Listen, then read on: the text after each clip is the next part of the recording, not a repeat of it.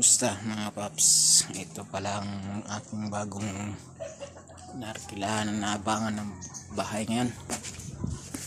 So, kuha muna tayo. Lailo tayo sa mga iwas lang. Ito yung bagong pahang ngayon. So, liit nga lang. Yan. Sa loob.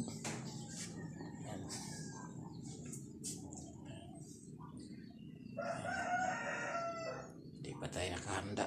Wala kagamit-gamit. Yan.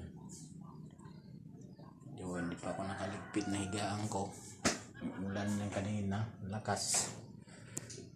Ito ko sa taas. Yan. Hindi kagandahan yung natirang ko ngayon kasi wala pang gamit. Hirap din sa lutuan.